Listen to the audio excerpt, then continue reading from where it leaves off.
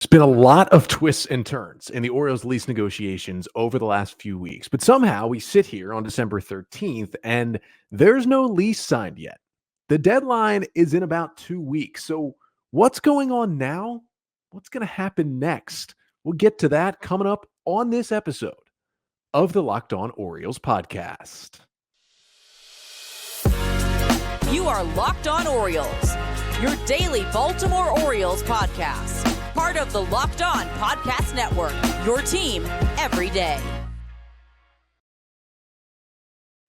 Hey there, Orioles fans. Today is Wednesday, December 13th, 2023, and welcome back into the Locked On Orioles podcast, part of the Locked On Podcast Network, your team every day. As always, I'm your host, Connor Newcomb. And coming up on today's episode, we're going to discuss the current lease situation. Now, this is actually going to be part one of a two-parter. We got back-to-back episodes, one dropping here on Wednesday night, the 13th, and the next one coming out on Thursday, December 14th. So look out for that one as well. We'll have two different guests. Today's guest is Gardner. He has been covering the lease negotiations for the Baltimore Sun, a great writer over there who's been on top of this story this entire time. And Hayes is going to join us, and we're going to talk about what happened over the last week, why there was a tentative agreement, why it was shut down, what Governor Wes Moore is saying, what John Angelos is not saying, and what the future holds for this lease, especially if they don't get a long-term deal done by the deadline on December 31st. Really good conversation with Gardner, who had just gotten back from speaking with Governor Wes Moore. But off the top here, I want to do a little bit of Orioles news and notes just before we get to that conversation, just to keep you updated. If you want to hear more about the Orioles, remember we did a couple of mailbag episodes earlier this week, a regular mailbag on Monday, and then we did a special live mailbag on Tuesday on the YouTube channel, and it is available as a video and as a podcast. Make sure to go and check those out.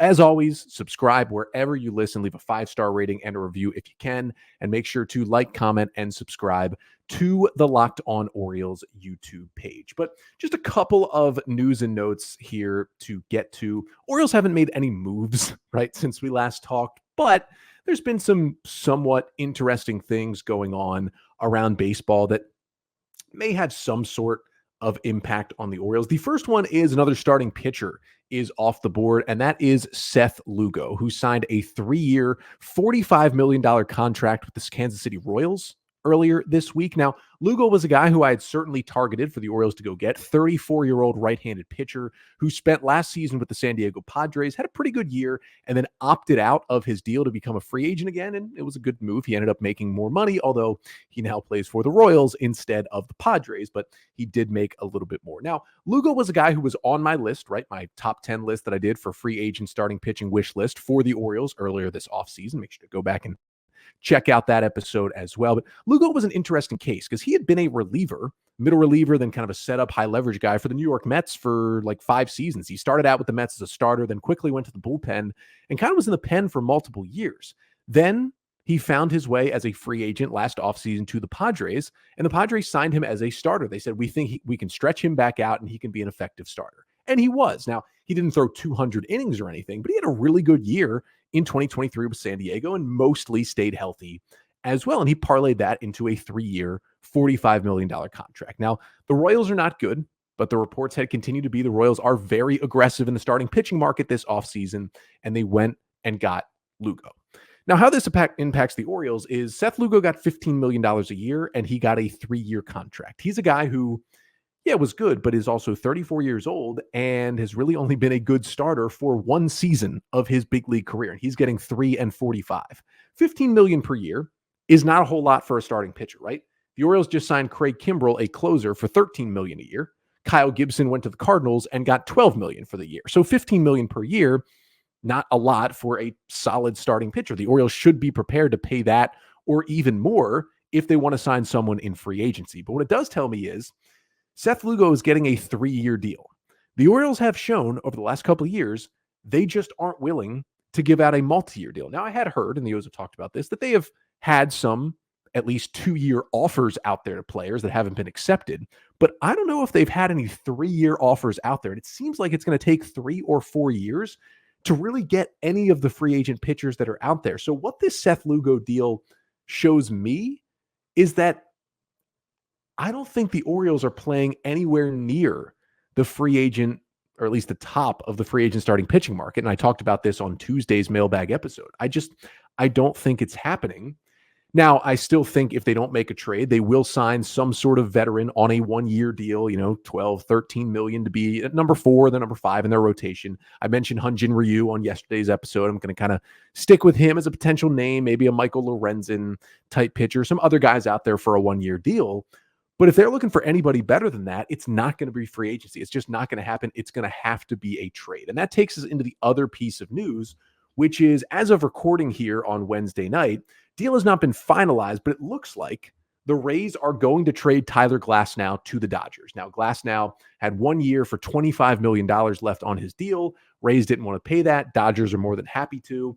It seems like Manuel Margot might also be going to the Dodgers, and the Rays are going to get a couple of prospects, including Ryan Pepio, starting pitching prospect, who did debut for the Dodgers this season and will probably turn into an awesome starter in Tampa Bay. But I don't really think the Orioles were in on Glasnow. A, I don't think they wanted to pay a pitcher $25 million. And B, I don't think the Rays would have wanted to trade Glasnow to the Orioles in division. And I don't think the O's would have wanted to trade some of their top prospects in division to the Rays, because they know the Rays would have utilized them the best and they would have been really good and probably hurt the Orioles for years to come. But what I will say is the Dodgers were very much in on Dylan Cease in trade negotiations. If they are going to trade for Tyler Glasnow, and we also learned on Wednesday that the Dodgers are in serious talks with Yamamoto to maybe sign him as well, even after giving all that money, although it was deferred, to Shohei Ohtani, and they are really pushing hard to sign Yamamoto. If they get Yamamoto and Glasnow, I would think they're most likely done in terms of the starting pitching market this offseason. You take the Dodgers out, knowing that the Reds were kind of scared away by what the White Sox were asking for Dylan Cease.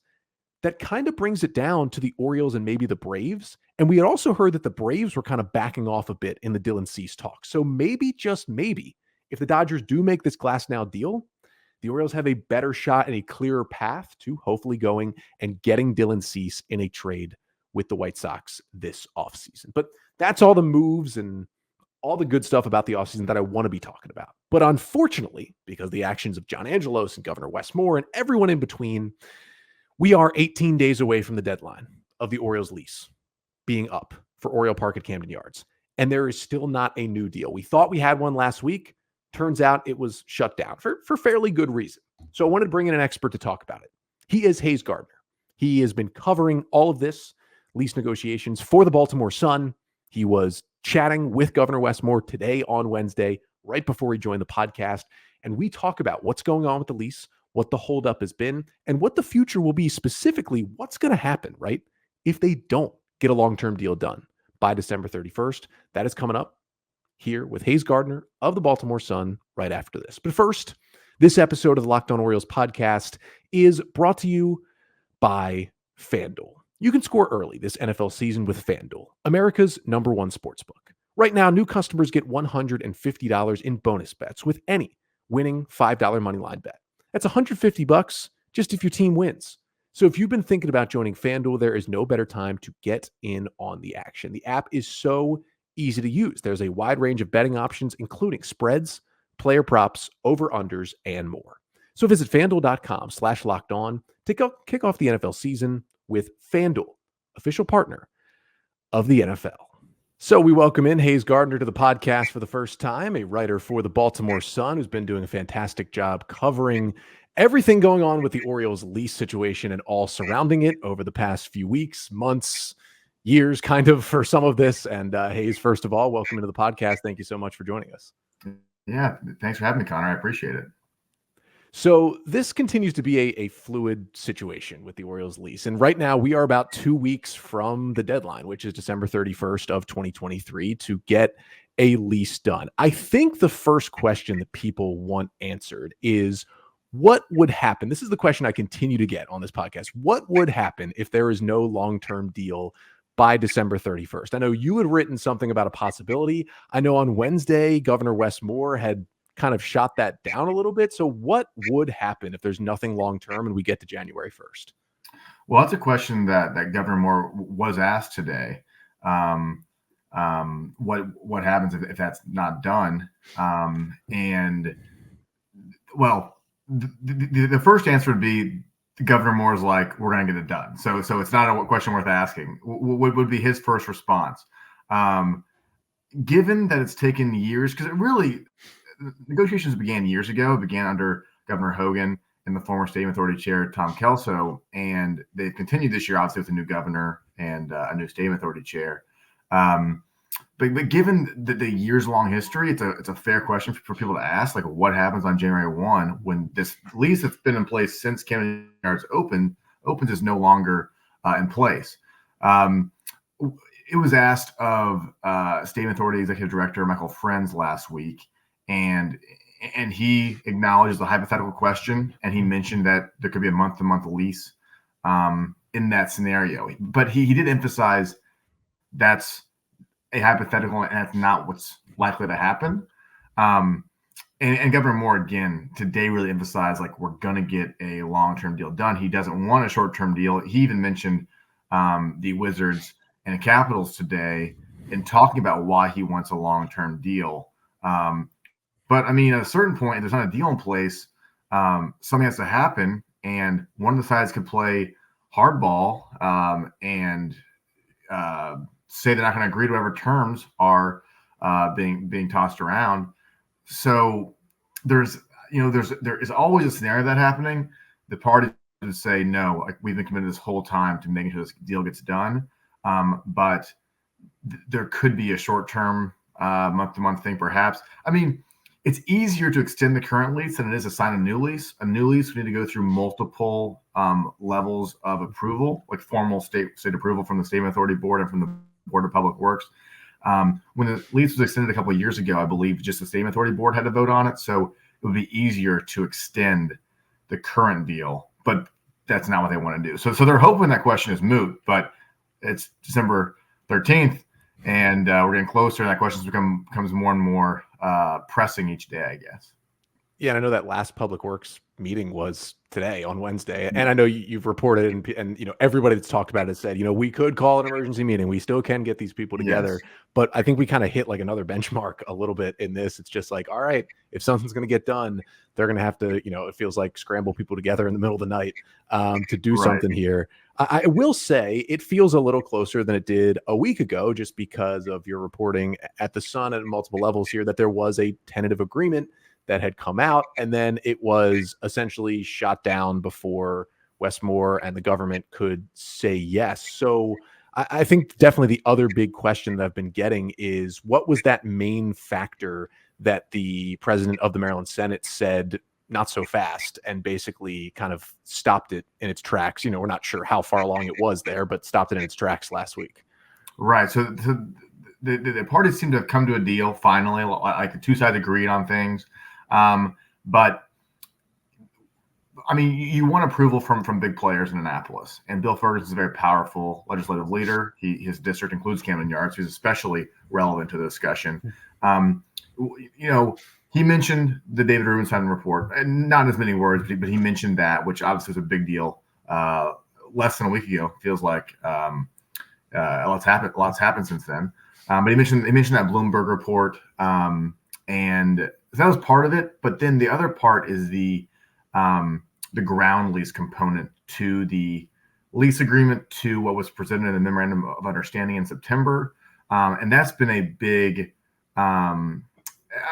That's been a big part of this discussion, because there's one part of the lease is just the Orioles get to play at this ballpark, and it'll be kept nice. There's going to be a ton of state money invested in it if they can agree to a long-term lease, which is a big part of this. But another really big part is the ground lease, which is the memorandum outlined a 99-year ground lease, which would enable the Orioles to develop the land around Oriole Park. That's Camden Station. It's the warehouse. It's the parking lots right there. And that's valuable because they can, there's a lot of profit to be made there if you do it correct. If you do it well. It also could be tough to develop, but I think that they feel like they can do a really cool thing there. So that's what the Orioles have been wanting, and it was outlined in the memorandum. Bill Ferguson, as he mentioned on Friday, isn't so sure he wants to attach that development to this lease agreement. He thinks they're kind of separate issues, and it's public land. It would be it would be leased to the Orioles for $94 million over 99 years, which $94 million might seem like a lot of money, but over 99 years, the value of money loses value over time, kind of like the Shohei Ohtani contract, but times 100. So economists I've spoken with have said it's not very much money the state's getting for that land. So that's been some of the sticking point is that ground lease and the Orioles, ability to develop the land around Oriole Park. And you can understand why that seems to be atop the list for John Angelos, because when he did that interview with the New York Times earlier during the season, and he talked about the live, work, play, he talked about the Battery in Atlanta and how him and Governor Moore went down and checked out the Braves Stadium. As I know, it was Governor Moore's first trip outside the state was going to check out that stadium. And then, what Angelos had talked about, things that people have grabbed onto, like some of the more odd things he talked about, like building a school inside the warehouse and other things like that. But that's what he seemingly wants is, and what people are, I think, upset with is hey, all you got to do is sign this lease and you get $600 million earmarked from the state. And a lot of this is asking for more than that 600 million. That is what I think has a lot of fans held up. It's like, what, great, we've got this, bill in place. It was signed. The Ravens are in. The Ravens are already announcing things, and the Orioles are asking for more. And that's where, yes, it was held up on somewhat the state government side, but really that seems to be at the fault of John Angelos wanting even more than was already kind of earmarked for him and for the team. Yeah, I understand. I understand that perspective because the Ravens signed their lease a year ago, and they got $600 million. And the Orioles includes more than that. One thing worth remembering is that there's a chance that if more is included in the Orioles lease, the Ravens could then ask for that. So there could be, double the state assets that need to be, given up in anything that is included in the Orioles lease.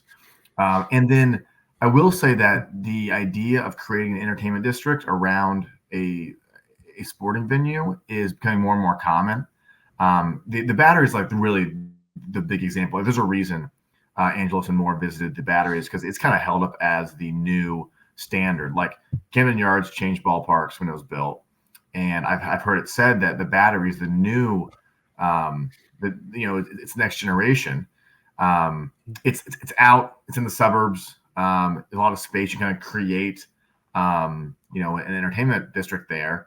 I think it's nice when it's in the city. I think that's pretty cool. I do think they wanted to take, elements of the Battery, bring it to Camden Yards, even though there's differences because one suburbs, one city, one has, Atlanta doesn't have great public transit to bring people out there, so there's a lot of people driving.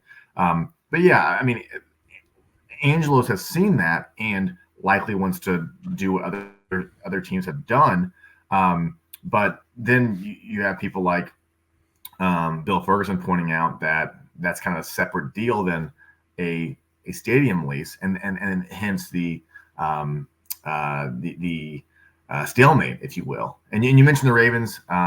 They really had it was a lot less of a process to get their lease signed. It took I think a span of several months to get it ironed out.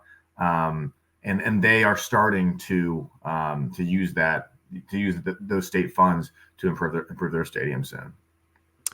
And then that was kind of going to be my next question, but that's pretty much the Ravens thing here is like they get it done. They have the announcement. I know you were there to cover it earlier this week about, at least their first session of the plans to improve M&T Bank Stadium over the next 3 years and what they're doing there. And it kind of just feels like that in the shadow of that is the Orioles just kind of still waiting to get this done. And really the last question is, you've been covering this very closely. Like, where do you think, if we do pass January 1st, and who knows what'll happen, maybe they just do a year extension, maybe they do a month to month, they do something similar to what they did 2 years ago. But like, where do you think the most pressure will start to come from once they, not miss the deadline, because they would still extend something, like they're still going to have a home, even if they go past January 1st. But where do you think a lot of that pressure really starts to come from? Does it come more from the Governor Moore side? Does it come more from the local government side? Does it come more from the Orioles, like at some point,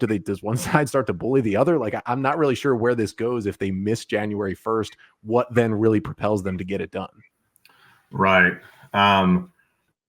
So starting with the Ravens improvements, one drawback from the Orioles side, obviously they want to get these development rights because there's a lot of revenue to be made there, and it would revitalize that area, and they could create another revenue stream. So they want to do that, but the longer this draws out, Governor Moore says it won't happen, but if this takes years, the Orioles cannot access that $600 million. So that's a powerful chip that on the governor's side, it's like, we have $600 million waiting for you. Now, historically, in stadium dealings between teams and a city or a state, it's often